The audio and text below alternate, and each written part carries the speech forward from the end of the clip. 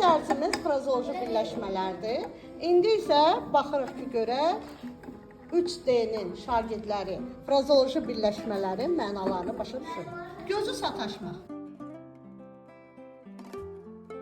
Gözə sataşmaq, sən ona baxanda səsə sataşmaq, yoxsa nəsə bilmək, nəsə söz demək. Gözü sataşmaq odur. Aha, sən nə deyirsən? Kim nə deyir? Sataşmaq. Birdən nəyisə görmək. Bir də neysə görmək. Bax, sən düz.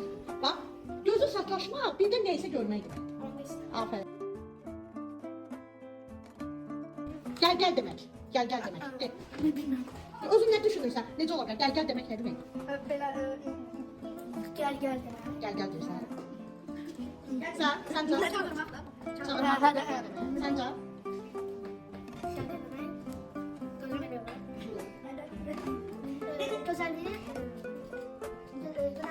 Diqqəti cəlb edir. Gözəlliyi diqqəti cəlb edir. Məsələn, baxıram deyirəm ki, bu qələm qabı gözəlliyi nədir? Gəl deyir. Adama gəl deyir. Başa düşdün? Mat qalmaq.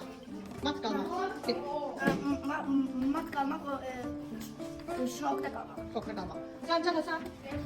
Şokda qalmaq. Şokda. Təəccüblənmək. Təəccüblə baxmaq. Yaxşı. Gözü görməmək. Gözü görməmək. Nə demək? Gözü görmür. Ya sən nağında nə fikir canlanır? Gözü görməmək.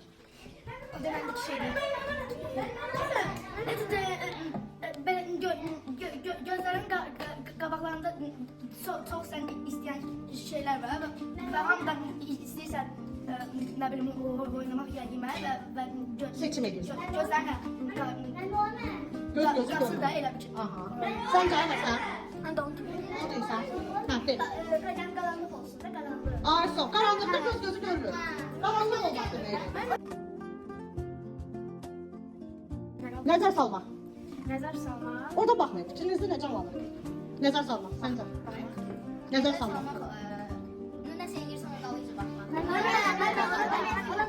Baxmaq elə birdən nəzər Yox, birdən nəzər görmək tərəf deyil.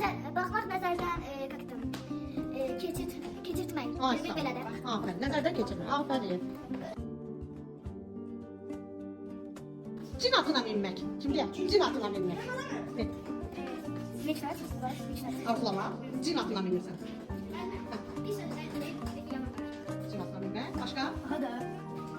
Cin atına minmək hisslənmək deməkdir. Hissləndim. Gözdən pərdə açmaq. Necə? Səncə necə deməkdir? Gözdən pərdə açırsan. Məncə ki, sən nəsə görürsən, baxırsan, sən gözünü açırsan. Yalan demək. Yalan danışmaq. Elə bir gözün qabağında yalan danışmaq. Gözündən pərdə açırsan ki, görməsin.